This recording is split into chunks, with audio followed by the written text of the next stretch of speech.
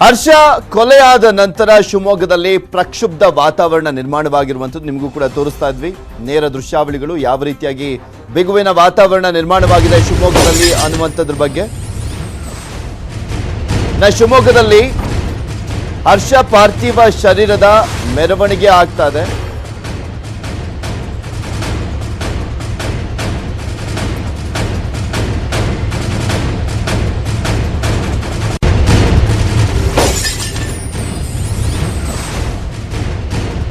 ಶಿವಮೊಗ್ಗದಲ್ಲಿ ಹರ್ಷ ಪಾರ್ಥಿವ ಶರೀರದ ಮೆರವಣಿಗೆ ಆಗ್ತಾ ಇರುವಂತದ್ದು. ಸಚಿವ ಈಶ್ವರಪ್ಪನವರು ಹಾಗೆ ಶಿವಮೊಗ್ಗದ ಸಂಸದರಾಗಿರುವಂತಹ ರಾಘವೇಂದ್ರ ಕೂಡ ಈ ಸಂದರ್ಭದಲ್ಲಿ ಭಾಗಿಯಾಗಿದ್ದಾರೆ. ಸಾವಿರಾರು ಕಾರ್ಯಕರ್ತರು ಮೆರವಣಿಗೆಯಲ್ಲಿ ಭಾಗಿಯಾಗಿರುವಂತದ್ದು. ಅಲ್ಲಿ ಯಾವಾಗ ಏನಾಗುತ್ತೆ ಅಂತಾನೆ ಹೇಳಲಿಕ್ಕಾಗೋದಿಲ್ಲ ಅಂತ ಪರಿಸ್ಥಿತಿ ಇದೆ ಶಿವಮೊಗ್ಗದಲ್ಲಿ. ಒಂದ್ ಕಡೆ ಮೆರವಣಿಗೆ, ಇನ್ನೂ ಒಂದ್ ಕಡೆ ಉದ್ವಿಗ್ನ ಪರಿಸ್ಥಿತಿ ಇದೆ. ಸಿಗೆಹಟ್ಟಿಯ ಕೆಲ ಏರಿಯಾಗಳಲ್ಲಿ ಕಲ್ಲು ತೂರಾಟವನ್ನ ಮಾಡಲಾಗಿದೆ. ನಿಮ್ಗೆ ಅವಾಗ್ಲೇ ತೋರಿಸ್ತಾ ಇದ್ವಿ. ಲಾಂಗು, ಮಚ್ಚು, ದೊಣ್ಣೆಯನ್ನ ಹಿಡ್ಕೊಂಡು ಬಂದಿದ್ದಾರೆ ಉದ್ರಿಕ್ತರು. ಅಲ್ಲಿ ಗಲಭೆಯನ್ನ ಮಾಡುವಂತ ನಿಟ್ಟಿನಲ್ಲಿ, ಗಲಭೆಯನ್ನ ಸೃಷ್ಟಿ ಮಾಡಬೇಕು ಅನ್ನುವಂತ ನಿಟ್ಟಿನಲ್ಲಿ ಇದೊಂದು ರೀತಿಯಾದಂತ ಕೋಮು ಸಂಘರ್ಷ ಆಗ್ತಾ ಇದೆ. ಉದ್ರಿಕ್ತರ ತಡೆಗೆ ಪೊಲೀಸರಿಂದ ಲಾಠಿ ಚಾರ್ಜ್ ಅನ್ನ ಕೂಡ ಮಾಡಲಾಗ್ತಾ ಇದೆ. ಕೆಲವೊಂದು ಕಡೆ ಪರಿಸ್ಥಿತಿ ನಿಯಂತ್ರಣಕ್ಕೆ ಬರದಿರುವಂತ ಸಂದರ್ಭದಲ್ಲಿ ಲಾಠಿ ಚಾರ್ಜ್ ಅನ್ನ ಕೂಡ ಮಾಡಲಾಗ್ತಾ ಇದೆ. ಪರಿಸ್ಥಿತಿಯನ್ನ ತಿಳಿಗೊಳಿಸಲಿಕ್ಕೆ ಪೊಲೀಸರು ಹರಸಾಹಸ ಪಡುವಂತ ಪರಿಸ್ಥಿತಿ ಅಲ್ಲಿ ನಿರ್ಮಾಣವಾಗಿರುವಂತದ್ದು. ಕೆಎಸ್ಆರ್ಪಿ ತುಕಡಿ ಕೂಡ ನಿಯೋಜನೆ ಮಾಡಲಾಗಿದೆ. ಕೆಎಸ್ಆರ್ಪಿ ತುಕಡಿಯನ್ನ ಸಿದ್ದಯ್ಯ ರಸ್ತೆಗೆ ತಲುಪ್ತಿದ್ದಂತೆ ಕಲ್ಲು ತೂರಾಟ ನಡೆದಿದೆ. ಎರಡು ಗುಂಪುಗಳಿಂದ ಪರಸ್ಪರ ಕಲ್ಲು ತೂರಾಟ ಆಗಿರುವಂತದ್ದು ನಿಮಗೆ ದೃಶ್ಯಾವಳಿಗಳಲ್ಲಿ ತೋರಿಸ್ತಾ ಇದ್ದೀವಿ. ಮೆರವಣಿಗೆ ಮಾಡುವಂತ ಸಂದರ್ಭದಲ್ಲಿ ಸಾವಿರಾರು ಸಂಖ್ಯೆಯಲ್ಲಿ ಹಿಂದೂ ಪರ ಸಂಘಟನೆಗಳ ಕಾರ್ಯಕರ್ತರು ನೆರೆದಿದ್ದಾರೆ. ಮತ್ತು ಒಂದ್ ಕಡೆ ಗಮನಿಸ್ತಾ ಇದ್ದೀರಾ, ಹರ್ಷ ಪಾರ್ಥಿವ ಶರೀರ ಸಾಗುವಂತ ಮಾರ್ಗದಲ್ಲಿ ಹೂವಿನ ಮಳೆಗರಲಾಯ್ತಾ ಇದೆ. ಗಮನಿಸ್ತಾ ಇದ್ದೀರಾ ನೀವು, ಹೂವಿನ ಮಳೆಯನ್ನ ಸುರಿಸಲಾಗ್ತಾ ಇರುವಂಥದ್ದು, ಹೂವನ್ನ ಹಾಕಲಾಗ್ತಾ ಇದೆ ಅಲ್ಲಿ ಹರ್ಷ ಪಾರ್ಥಿವ ಶರೀರಕ್ಕೆ. ದೃಶ್ಯಾವಳಿಗಳಲ್ಲಿ ತೋರಿಸ್ತಾ ಇದ್ದೀವಿ ನಿಮಗೆ. ಈಶ್ವರಪ್ಪನವರು, BY ರಾಘವೇಂದ್ರ ಕೂಡ ಭಾಗಿಯಾಗಿದ್ದಾರೆ ಈ ಮೆರವಣಿಗೆಯ ಸಂದರ್ಭದಲ್ಲಿ. ಮೆರವಣಿಗೆಯನ್ನು ಮಾಡಲಾಗ್ತಾ ಇದೆ.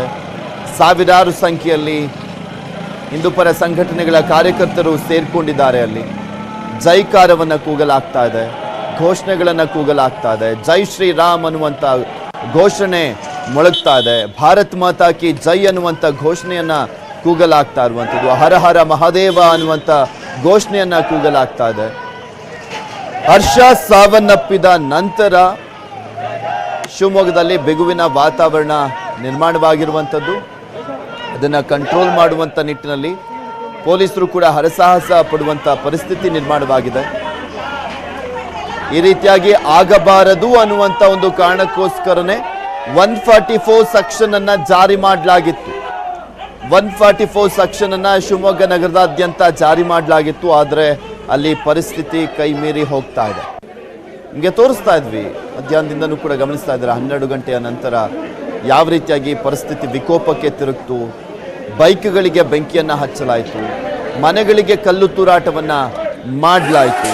ಪರಿಸ್ಥಿತಿ ನಿಯಂತ್ರಣ ಮಾಡುವಂಥದ್ದೇ ಸವಾಲಾಗೋಗ್ಬಿಡ್ತು. ಈ ರೀತಿಯಾಗಿ ಮಾಡಬೇಡಿ, ಬೆಂಕಿ ಹಚ್ಚುವಂಥದ್ದಾಗಲಿ, ಬೈಕ್ಗಳಿಗೆ ಬೆಂಕಿ ಹಚ್ಚುವಂಥ ದೃಶ್ಯಾವಳಿಗಳನ್ನು ತೋರಿಸ್ತಾ ಇದ್ವಿ. ಕೆಲವರಂತೂ ರಾಡನ್ನ ಕೈಲಿಟ್ಕೊಂಡಿದ್ದಾರೆ, ದೊಣ್ಣೆ, ಮಚ್ಚು, ಲಾಂಗುಗಳನ್ನ ಕೈಲಿಟ್ಕೊಂಡಿದ್ದಾರೆ.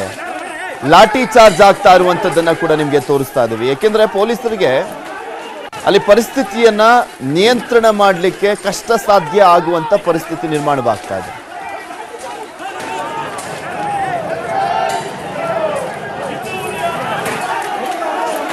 ದೃಶ್ಯಾವಳಿಗಳಲ್ಲಿ ಗಮನಿಸ್ತಾ ಇದ್ದೀರಾ, ಪರಿಸ್ಥಿತಿಯನ್ನ ನಿಯಂತ್ರಣಕ್ಕೆ ತರುವಂತ ನಿಟ್ಟಿನಲ್ಲಿ ಪೊಲೀಸರು ಲಾಠಿ ಪ್ರಹಾರವನ್ನ ಮಾಡಲಾಗ್ತಾ ಇರುವಂತ ದೃಶ್ಯಾವಳಿ ಅದು. ಏಕೆಂದ್ರೆ ಅಲ್ಲಿ ಯಾವಾಗ ಏನ್ ಬೇಕಾದ್ರೂ ಆಗ್ಬೋದು. ಅಲ್ಲಿರುವಂತ ಕೆಲವರು ಉದ್ರಿಕ್ತರು ಕಲ್ಲು ತೂರಾಟವನ್ನ ಮಾಡುವಂತ ಹಿನ್ನೆಲೆಯಲ್ಲಿ ಮತ್ತೊಂದು ಕಡೆಯಿಂದ ವ್ಯತಿರಿಕ್ತವಾದಂಥ ಪ್ರತಿಕ್ರಿಯೆ ಕೂಡ ವ್ಯಕ್ತವಾಗ್ತಾ ಇರುವಂಥ ಹಿನ್ನೆಲೆಯಲ್ಲಿ ಅದನ್ನ ನಿಯಂತ್ರಣ ಮಾಡುವಂಥ ನಿಟ್ಟಿನಲ್ಲಿ ಫೈನಲ್ ಆಪ್ಷನ್ ಅಂದರೆ ಪೊಲೀಸರಿಗೆ ಇದೆ ಲಾಠಿ ಪ್ರಹಾರವನ್ನು ಮಾಡುವಂಥದ್ದು. ಸೊ ಹೀಗಾಗಿ ಕೆಲವೊಂದು ಕಡೆ ನಿಯಂತ್ರಣಕ್ಕೆ ಬರದಿರುವಂತಹ ಸಂದರ್ಭದಲ್ಲಿ ಲಾಠಿ ಪ್ರಹಾರವನ್ನು ಮಾಡ್ತಾ ಇದ್ದಾರೆ. ಮತ್ತು ಒಂದ್ ಕಡೆ ಸಾಗ್ತಾ ಇದೆ ಮೆರವಣಿಗೆ, ಪಾರ್ಥಿವ ಶರೀರದ ಮೆರವಣಿಗೆ ಸಾಗ್ತಾ ಇರುವಂತದ್ದನ್ನ ಕೂಡ ತೋರಿಸ್ತಾ ಇದೀವಿ.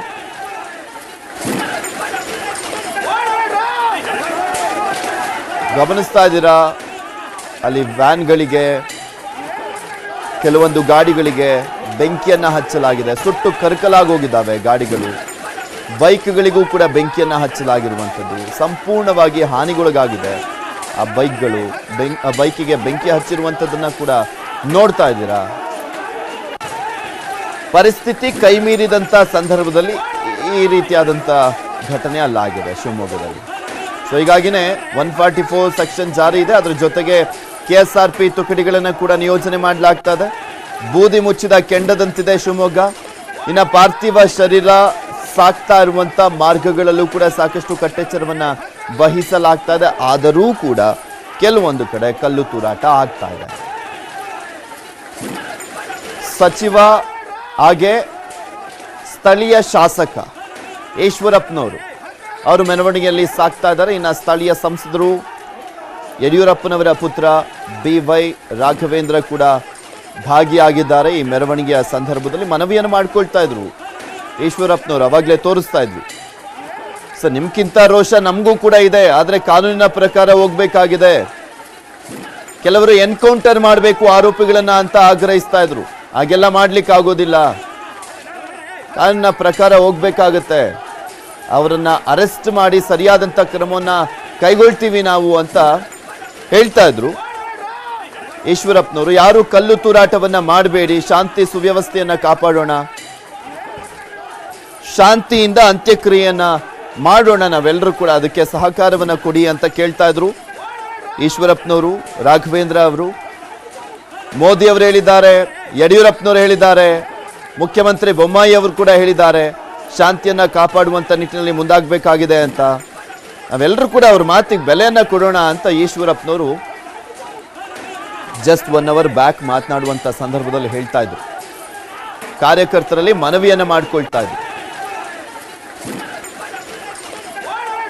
ಆದ್ರೆ ಕೊಲೆಯನ್ನ ಮಾಡಿರುವಂತ ವಿಚಾರಕ್ಕೆ ಸಂಬಂಧಪಟ್ಟಂತೆ ಇದೊಂದು ಉದ್ವೇಗಕ್ಕೆ ಒಳಗಾಗಿದ್ದಾರೆ ಸಾಕಷ್ಟು ಜನ ಯುವಕರು. ಸೊ ಹೀಗಾಗಿ ಸಮಾಧಾನದಿಂದ ಇರಿ ಅಂತಲೂ ಕೂಡ ಮನವಿಯನ್ನು ಮಾಡಿಕೊಳ್ಳಲಾಗ್ತಾ ಇದೆ. ಮುಖ್ಯಮಂತ್ರಿಗಳು ಕೂಡ ಟ್ವೀಟ್ ಅನ್ನು ಮಾಡಿದ್ರು, ಶಾಂತಿ ಸುವ್ಯವಸ್ಥೆಯನ್ನ ಕಾಪಾಡಿ ಅಂತ.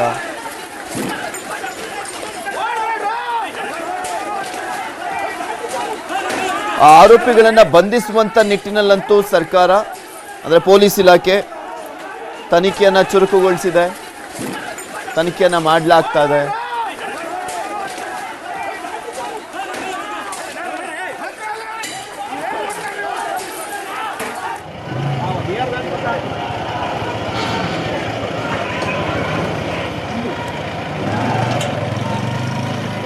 ನಗರದಾದ್ಯಂತ ಪೊಲೀಸ್ ಪ್ರೊಟೆಕ್ಷನ್ ಹೆಚ್ಚಿನ ಸಂಖ್ಯೆಯಲ್ಲೇ ಇದೆ. ಪೊಲೀಸರನ್ನ ನಿಯೋಜನೆ ಮಾಡಲಾಗಿರುವಂಥದ್ದು.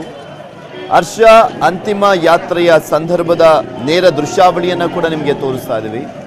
ಸಾವಿರಾರು ಸಂಖ್ಯೆಯಲ್ಲಿ ಹಿಂದೂಪರ ಸಂಘಟನೆಗಳ ಕಾರ್ಯಕರ್ತರು ಬಂದಿದ್ದಾರೆ ಈ ಒಂದು ಅಂತಿಮ ಯಾತ್ರೆಯ ಸಂದರ್ಭದಲ್ಲಿ. ಪೊಲೀಸರಿಗೆ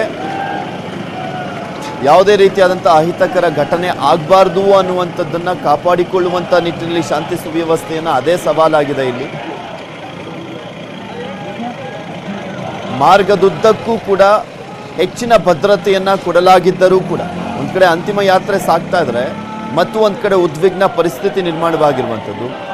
ಸಾಕಷ್ಟು ಜನ ಯುವಕರು ದೊಣ್ಣೆಗಳನ್ನು ಇಟ್ಕೊಂಡಿದ್ದಾರೆ, ಕಲ್ಲನ್ನು ಇಟ್ಕೊಂಡಿದ್ದಾರೆ, ಲಾಂಗು ಮಚ್ಚು ಇಟ್ಕೊಂಡಿರುವಂಥದ್ದು. ಕೆಲವರು ಗಲಾಟೆಗೆ ಕಾರಣರಾಗ್ತಾ ಇದ್ದಾರೆ.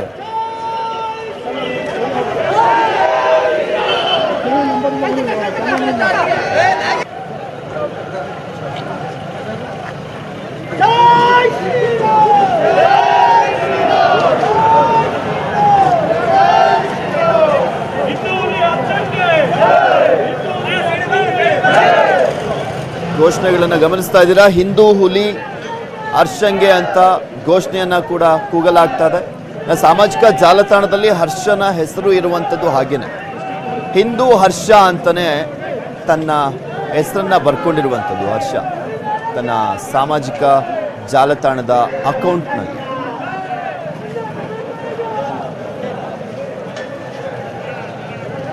ಹಾರ್ಡ್ ಕೋರ್ ಹಿಂದುತ್ವವಾದಿ ಹರ್ಷ, 26 ವರ್ಷ ವಯಸ್ಸು ಹರ್ಷನಿಗೆ. ನಿನ್ನೆ ರಾತ್ರಿ ಹೊರಗಡೆ ಬಂದಿದ್ದಂಥ ಸಂದರ್ಭದಲ್ಲಿ ಈ ಗಲಾಟೆ ಆಗಿತ್ತು, ಕೊಲೆ ಆಗಿದ್ದು ಹರ್ಷ ಗಲಾಟೆಯ ಸಂದರ್ಭದಲ್ಲಿ. ಅದಾದ್ಮೇಲೆ ಪರಿಸ್ಥಿತಿ ಕೈಮೀರಿ ಹರ್ಷನ ಕೊಲೆ ಆಗ್ತಿದ್ದ ಹಾಗೆ ಸಾಕಷ್ಟು ಕಡೆ ಕಲ್ಲು ತೂರಾಟ ಆಯಿತು. ಇನ್ನೊಂದು ಕಡೆ ಕೆಲವೊಂದು ಏರಿಯಾಗಳಲ್ಲಿ ಬೆಂಕಿಯನ್ನು ಹಚ್ಚಲಾಗಿದೆ, ಗಾಡಿಗಳಿಗೆ ಬೆಂಕಿಯನ್ನು ಹಚ್ಚಲಾಗಿರುವಂಥ ದೃಶ್ಯಾವಳಿಗಳನ್ನು ಕೂಡ ಗಮನಿಸ್ತಾ ಇದ್ದೀರಾ.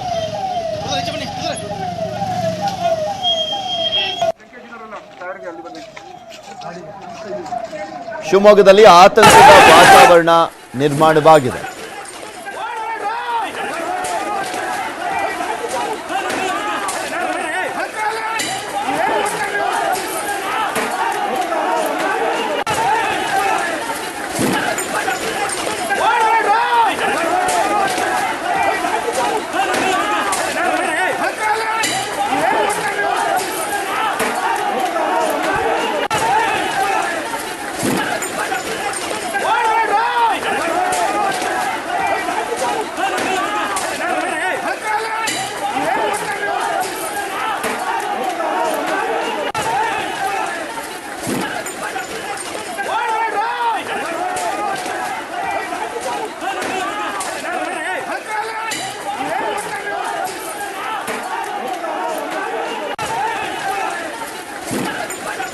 ಪರಿಸ್ಥಿತಿ ಕೈಮೀರಿ ಹೋಗ್ತಿದ್ದ ಹಾಗೆ ಕೆಲವೊಂದು ಕಡೆ ಉದ್ರಿಕ್ತರ ಗುಂಪನ್ನ ಚದುರಿಸುವಂತ ನಿಟ್ಟಿನಲ್ಲಿ ಲಘು ಲಾಠಿ ಪ್ರಹಾರವನ್ನು ಕೂಡ ಮಾಡಲಾಗ್ತಾ ಇದೆ. ಪರಿಸ್ಥಿತಿಯನ್ನು ನಿಯಂತ್ರಣ ಮಾಡಬೇಕು ಅಂದರೆ ಪೊಲೀಸರಿಗೆ ಪಾಪ ಬೇರೆ ಆಪ್ಷನ್ ಇರೋದಿಲ್ಲ. ಅಲ್ಲಿ ಹೇಗಾದರೂ ಮಾಡಿ ಶಾಂತಿ ಸುವ್ಯವಸ್ಥೆಯನ್ನು ಕಾಪಾಡಲೇಬೇಕು ಅಂತ ಇದ್ದಂಥ ಸಂದರ್ಭದಲ್ಲಿ ಲಾಠಿ ಪ್ರಹಾರವನ್ನು ಮಾಡಬೇಕಾಗತ್ತೆ. ಆ ಕೆಲಸವನ್ನು ಪೊಲೀಸರು ಮಾಡ್ತಾ ಇದ್ದಾರೆ. ಹೇಗಾದ್ರೂ ಮಾಡಿ ಅಲ್ಲಿ ಶಾಂತಿಯನ್ನ ನೆಲೆಸುವಂತ ನಿಟ್ಟಿನಲ್ಲಿ ಪೊಲೀಸರು ಸಾಕಷ್ಟು ಹರಸಾಹಸವನ್ನ ಪಡ್ತಾ ಇದ್ದಾರೆ. ಆದರೂ ಕೆಲವೊಂದು ಏರಿಯಾಗಳಲ್ಲಿ ಅದು ಸಾಧ್ಯವಾಗ್ತಾ ಇಲ್ಲ. ಮೆರವಣಿಗೆ ಸಾಕ್ತಾ ಅಂದ್ರೆ ಅಲ್ಲಿ ಸೇರ್ತಾ ಇರುವಂತ ಜನರ ಸಂಖ್ಯೆನೂ ಕೂಡ ಜಾಸ್ತಿ ಆಗ್ತಾ ಹೋಗ್ತಾ ಇದೆ. ಸಾವಿರಾರು ಸಂಖ್ಯೆಯಲ್ಲಿ ಜನ ಸೇರ್ತಾನೆ ಹೋಗ್ತಾ ಇದ್ದಾರೆ, ಕಡಿಮೆ ಆಗ್ತಾ ಇಲ್ಲ ಆ ಸಂಖ್ಯೆ ಎಲ್ಲೂ ಕೂಡ. ಮತ್ತು ಒಂದ್ ಕಡೆ ಆಕ್ರೋಶ ಕೂಡ ಮಡುಗಟ್ಟಿದೆ. ಅಲ್ಲಿ ಬೂದಿ ಮುಚ್ಚಿದ ಕೆಂಡದಂತಿದೆ ಶಿವಮೊಗ್ಗ. ಕೆಲವೊಂದು ಕಡೆ ಆ ಬೂದಿ ಮುಚ್ಚಿದ ಕೆಂಡ ಸ್ಫೋಟ ಆಗ್ತಾ ಇದೆ. ಇದ್ರ ಬಗ್ಗೆ ಮತ್ತಷ್ಟು ಡೀಟೇಲ್ಸ್ ಅನ್ನ ನೀಡ್ತಾರೆ ನಮ್ಮ ಪ್ರತಿನಿಧಿ ಮಂಜುನಾಥ್ ಚಂದ್ರ, ದೂರವಾಣಿ ಸಂಪರ್ಕದಲ್ಲಿ ಜಾಯಿನ್ ಆಗ್ತಾ ಇದ್ದಾರೆ. ಮಂಜು, ಹೇಗಿದೆ ಪರಿಸ್ಥಿತಿ ಈಗ ಅಲ್ಲಿ? ಸದ್ಯಕ್ಕೆ ಪರಿಸ್ಥಿತಿ ಕೆಟ್ಟಿದೆ ಅಂತ ಹೇಳ್ಬೋದು. ಯಾಕಂತಂದ್ರೆ BH ರಸ್ತೆ ಏನು ಹೇಳಿದ್ವಿ, ಆ BH ರಸ್ತೆಯಲ್ಲಿ ಸಾಕಷ್ಟು ಒಂದು ಜನರು ಗುಂಪಾಗಿರ್ತಕ್ಕಂಥದ್ದು. ಜೊತೆಗೆ ಇನ್ನೊಂದು ವಿಚಾರ ಏನಂತ ಹೇಳಿದ್ರೆ ಹೆವಿ ಪೊಲೀಸ್ ಬಂದೋಬಸ್ತಲ್ಲೇ ಒಂದು ಶವಯಾತ್ರೆಯನ್ನು ಮಾಡ್ತಾರೆ. ಅಂದ್ರೆ ಒಂದು ಪಾರ್ಥಿವ ಶರೀರವನ್ನು ಮಾಡ್ತಾ ಇರ್ತಕ್ಕಂಥದ್ದು. ಜೊತೆಗೆ ಏನೊಂದು ಜನರು ಅಥವಾ ಜನರ ಪ್ರೀತಿ ಅಂತಾನೆ ಹೇಳ್ಬೋದು. ಆ ರೀತಿಯಾಗಿ ಹರ್ಷ ಹಿಂದೆ ಜನಸಾಗರದಲ್ಲಿ ಬರ್ತಾ ಇರ್ತಕ್ಕಂಥದ್ದು. ಜೊತೆಗೆ ಅಲ್ಲಲ್ಲಿ ಒಂದು ಕಡೆ ಕಲ್ಲು ತೂರಾಟ ಕೂಡ ಮಾಡ್ತಾ ಇದ್ದೇವೆ. ಇನ್ನೊಂದು ವಿಚಾರ ಅಂತಂದ್ರೆ ಪೊಲೀಸರ ಬಂದೋಬಸ್ತ್ ನಲ್ಲಿ ಕಣ್ಮುಂದನೆ ಈ ರೀತಿಯಾಗಿ ಮಾಡ್ತಾ ಇರೋದು ನಿಜಕ್ಕೂ ಕೂಡ ಒಂದು ಬೇಸರದ ಸಂಗತಿ ಅಂತಾನೆ ಹೇಳ್ಬೋದು. ಈಗಲೂ ಕೂಡ ಒಂದು ಪಾರ್ಥಿವ ಶರೀರ BH ರಸ್ತೆಯಲ್ಲಿ ಸಾಗ್ತಾ ಇದೆ. ಇನ್ನು ಎಷ್ಟೊತ್ತಾಗುತ್ತೆ ಪಾರ್ಥಿವ ಶರೀರ ಅಂತ್ಯಕ್ರಿಯೆ ಸ್ಥಳವನ್ನ ರೀಚ್ ಆಗುವಂತ ನಿಟ್ಟಿನಲ್ಲಿ? ಯಾಕೆಂದ್ರೆ ಹೋಗ್ತಾ ಹೋಗ್ತಾ ಜನರ ಸಂಖ್ಯೆ ಜಾಸ್ತಿ ಆಗ್ತಾನೆ ಹೋಗ್ತಾ ಇದೆ. ಇಲ್ಲಿ ಒಬ್ಬ ಹಿಂದೂ ಕಾರ್ಯಕರ್ತ ಅನ್ನುವ ಕಾರಣಕ್ಕೋಸ್ಕರ ಸಾಕಷ್ಟು ಜನ ಹಿಂದೂ ಸಂಘಟನೆಗಳ ಕಾರ್ಯಕರ್ತರು ಜಾಯಿನ್ ಆಗ್ತಾನೆ ಹೋಗ್ತಾ ಇದ್ದಾರೆ. ಹೌದು, ಏನಂತ ಹೇಳಿದ್ರೆ ಈಗ ಸದ್ಯಕ್ಕೆ ಬಜರಂಗ ದಳದಲ್ಲಿ ವಿವಿಧ ಸಂಘಟನೆಗಳಾಗಿರ್ಬೋದು, ಎಲ್ಲರೂ ಕೂಡ ಈ ಅಂತಿಮ ವಿಧಿವಿಧಾನ ಯಾತ್ರೆಗೆ ಪಾಲ್ಗೊಂಡಿರ್ತಕ್ಕಂಥದ್ದು. ಜೊತೆಗೆ ಈಶ್ವರಪ್ಪ ಹಾಗೂ ಇನ್ನು ಹಲವು ಮುಖಂಡರುಗಳು, ಬಿಜೆಪಿಯ ಬಲಿಷ್ಠ ಮುಖಂಡರು ಕೂಡ ಈ ಯಾತ್ರೆಯಲ್ಲಿ ಪಾಲ್ಗೊಂಡಿರ್ತಕ್ಕಂಥದ್ದು. ಜೊತೆಗೆ ಏನೊಂದು ಮುರುಗನ್ ನೇತೃತ್ವದಲ್ಲಿ ಒಂದು ವ್ಯವಸ್ಥೆಯನ್ನ ಮಾಡ್ಕೊಂಡಿರ್ತಕ್ಕಂಥದ್ದು. ಯಾಕಂದ್ರೆ ಮುರುಗನ್ ಕೂಡ ಈ ಹಿಂದೆ ಶಿವಮೊಗ್ಗದಲ್ಲಿ ಕಾರ್ಯನಿರ್ವಹಿಸಿರೋದ್ರಿಂದ ಈ ಮುರುಗನ್ ಒಂದು ಈ ಇಂತಹ ಸಿಚುವೇಶನ್ ಅನ್ನ ಹ್ಯಾಂಡಲ್ ಮಾಡುವಂತ ಅಧಿಕಾರಿ ಅಂತ ಹೇಳಿ ಗೃಹ ಸಚಿವರು ಖುದ್ದಾಗಿ ಅವರನ್ನು ಕೂಡ ಇಲ್ಲಿಗೆ ಬರಕ್ಕೆ ಹೇಳಿರ್ತಕ್ಕಂಥದ್ದು. ಸದ್ಯಕ್ಕೆ ಪೊಲೀಸ್ ಬಿಗಿ ಭದ್ರತೆಯಲ್ಲಿ ಒಂದು ಅಂತಿಮ ಯಾತ್ರೆಯನ್ನ ಮಾಡ್ತಾ ಇದ್ದಾರೆ. ಏನಾದ್ರೂ ಪೊಲೀಸರನ್ನ ಎಕ್ಸ್ಟ್ರಾ ನಿಯೋಜನೆ ಮಾಡುವಂತ ನಿಟ್ಟಿನಲ್ಲಿ ಕರೆಸಿಕೊಳ್ಳಲಾಗ್ತಾ ಇದೆಯಾ ಬೇರೆ ಬೇರೆ ಜಿಲ್ಲೆಗಳಿಂದ ತುಕಡಿಗಳನ್ನ? ಖಂಡಿತವಾಗ್ಲೂ ಪೃಥ್ವಿ, ಯಾಕಂತ ಹೇಳಿದ್ರೆ ಈಗಾಗಲೇ ರ್ಯಾಪಿಡ್ ಆಕ್ಷನ್ ಫೋರ್ಸ್ ಗಳನ್ನ ಶಿವಮೊಗ್ಗದ ಒಳಗಡೆ ಅಂದ್ರೆ ಎಲ್ಲೆಲ್ಲಿ ಎಮರ್ಜೆನ್ಸಿ ಏರಿಯಾಗಳಿದಾವೋ ಅಲ್ಲೆಲ್ಲವೂ ಕೂಡ ಅವರನ್ನ ಬಿಡುಗಡೆ ಇನ್ನೂ ಕೂಡ ಪೊಲೀಸರು ನಿಯೋಜನೆ ಮಾಡ್ತಾ ಇದ್ದಾರೆ. ಜೊತೆಗೆ ಬೇರೆ ಬೇರೆ ಜಿಲ್ಲೆಗಳಿಂದ ಕೂಡ ಇವತ್ತು ಸಂಜೆ ಕೂಡ ಬರುವಂತ ಚಾನ್ಸಸ್ ಇದೆ. ಯಾಕೆ ಹೇಳಿದ್ರೆ ನಾಳೆ ಮತ್ತೊಂದು ಗುಂಪು ನಾಳೆ ಮತ್ತೆ ಗಲಾಟೆ ಮಾಡಲ್ಲ ಅನ್ನೋ ಏನು ಗ್ಯಾರಂಟಿ ಅನ್ನೋ ರೀತಿಯಲ್ಲಿ ಪೊಲೀಸರನ್ನ ಡಿಪ್ಲಾಯ್ಮೆಂಟ್ ಮಾಡ್ತಾ ಇದ್ದಾರೆ ಸದ್ಯಕ್ಕೆ.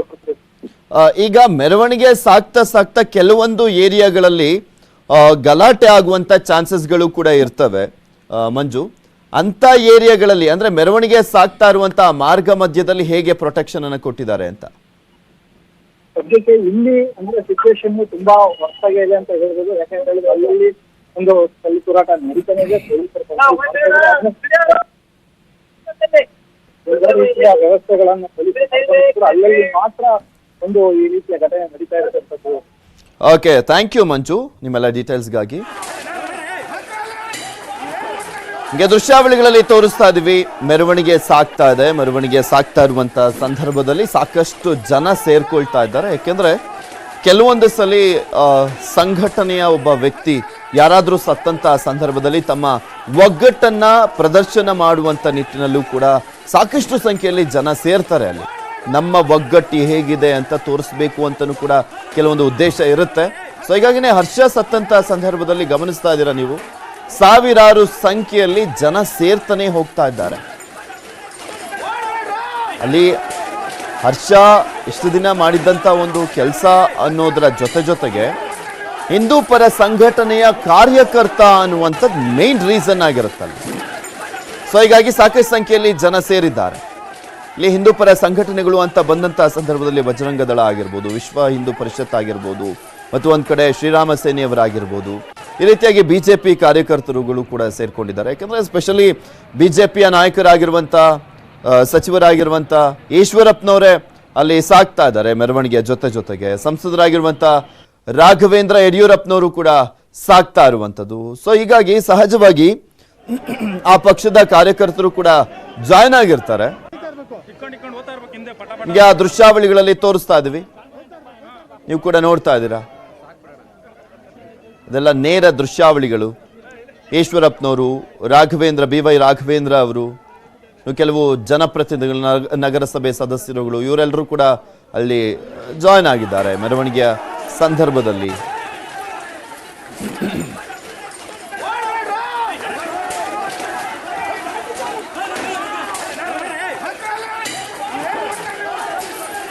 ಪೊಲೀಸರಿಗೆ ಒಂದು ರೀತಿಯಾಗಿ ಸವಾಲು, ಹೇಗೆ ಕಂಟ್ರೋಲ್ ಮಾಡಬೇಕು ಈ ಪರಿಸ್ಥಿತಿಯನ್ನ, ಹೇಗೆ ತಿಳಿಗೊಳಿಸಬೇಕು ಅಂತ. ಆ ಆರೋಪಿಗಳನ್ನ ಹಿಡಿಯುವಂತ ನಿಟ್ಟಿನಲ್ಲಿ ಪೊಲೀಸರ ತಂಡಗಳನ್ನ ಕೂಡ ರಚನೆ ಮಾಡಲಾಗಿದೆ. ಪೊಲೀಸರು ತನಿಖೆಯನ್ನು ಕೂಡ ನಡೆಸ್ತಾ ಇದ್ದಾರೆ.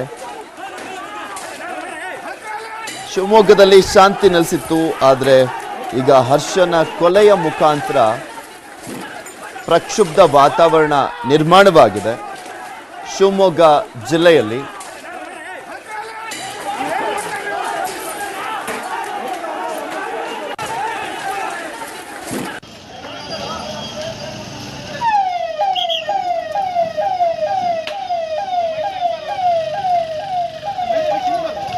ಶಿವಮೊಗ್ಗದಂತಹ ಒಂದು ಪ್ರತಿಷ್ಠಿತ ಜಿಲ್ಲೆಯಲ್ಲಿ ಈ ರೀತಿಯಾಗಿ ಆಗಬಾರ್ದಿತ್ತು, ಬಟ್ ಆಗೋಗ್ಬಿಟ್ಟಿದೆ. ಈಗ ಕಾನೂನು ಸುವ್ಯವಸ್ಥೆಯನ್ನ ಕಾಪಾಡುವಂತ ನಿಟ್ಟಿನಲ್ಲಿ, ಶಾಂತಿಯನ್ನು ನೆಲೆಸುವಂತ ನಿಟ್ಟಿನಲ್ಲಿ ಅಲ್ಲೆಲ್ಲರೂ ಕೂಡ ಮುಂದಾಗಬೇಕಾಗಿದೆ.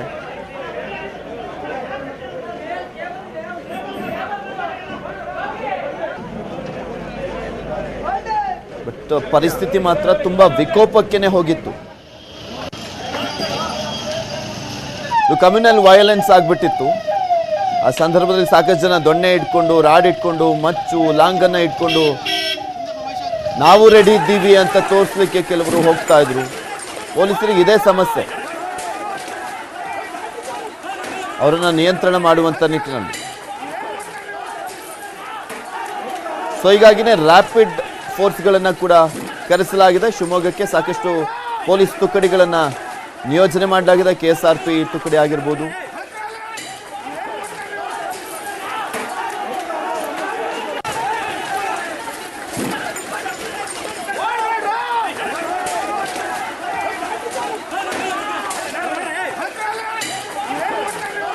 ಬಟ್ ಹರ್ಷನ ಕೊಲೆ ಯಾವ ಕಾರಣಕ್ಕಾಗಿದೆ ಅನ್ನೋದ್ರ ಬಗ್ಗೆ ಆರೋಪಿಗಳನ್ನ ಬಂಧಿಸಿದಂಥ ಸಂದರ್ಭದಲ್ಲಿ ಗೊತ್ತಾಗುತ್ತೆ. ಬಟ್ ಇದು ನಿಜಕ್ಕೂ ಈತ ಹಿಂದೂ ಪರ ಕಾರ್ಯಕರ್ತ ಆಗಿದ್ದ ಅನ್ನುವ ಕಾರಣಕ್ಕೋಸ್ಕರ ಆಗಿದೆಯೋ ಅಥವಾ ಬೇರೆ ಏನಾದರೂ ದ್ವೇಷ ಇದೆಯೋ, ಇದ್ರ ಬಗ್ಗೆನೂ ಕೂಡ ಇನ್ನಷ್ಟೇ ಮಾಹಿತಿ ಬರಬೇಕಾಗಿದೆ. ತನಿಖೆ ನಡೀತಾ ಇರುವಂಥ ಹಿನ್ನೆಲೆಯಲ್ಲಿ ಅದ್ರ ಬಗ್ಗೆ ಮಾಹಿತಿ ಇನ್ನೊಂದು ಸ್ವಲ್ಪ ಲೇಟ್ ಆಗುತ್ತೆ. ಯಾವ ಕಾರಣಕ್ಕೋಸ್ಕರ ಹರ್ಷನ ಕೊಲೆ ಆಗಿದೆ ಅನ್ನುವಂಥದ್ರ ಬಗ್ಗೆ. ಬಟ್ ಇಲ್ಲಿ ಕೆಲವರು ಹೇಳ್ತಾ ಇರುವಂಥದ್ರ ಪ್ರಕಾರ ಹಾರ್ಡ್ಕೋರ್ ಹಿಂದುತ್ವವಾದಿ, ದೇಶಭಕ್ತ ಹರ್ಷ, ಹಿಂದೂ ವಿಚಾರಕ್ಕೆ ಸಂಬಂಧಪಟ್ಟಂತೆ ಹೋರಾಟಗಳನ್ನು ಮಾಡ್ತಿದ್ದ, ತುಂಬಾ ಆಕ್ಟಿವ್ ಆಗಿದ್ದಂಥವನು, ಹಿಂದುತ್ವದ ಬಗ್ಗೆ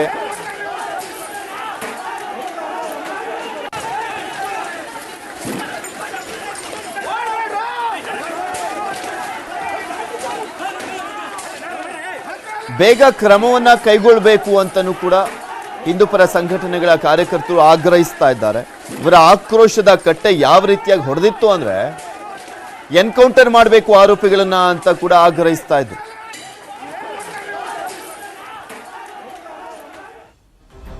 ಮತ್ತಷ್ಟು ಅಪ್ಡೇಟ್ಸ್ ಅನ್ನ ನಿಮ್ಮ ಮುಂದೆ ಇಡ್ತಾ ಹೋಗ್ತೀನಿ, ಆದ್ರೆ ಅದಕ್ಕೂ ಮುಂಚೆ ಒಂದು ಸ್ಮಾಲ್ ಬ್ರೇಕ್.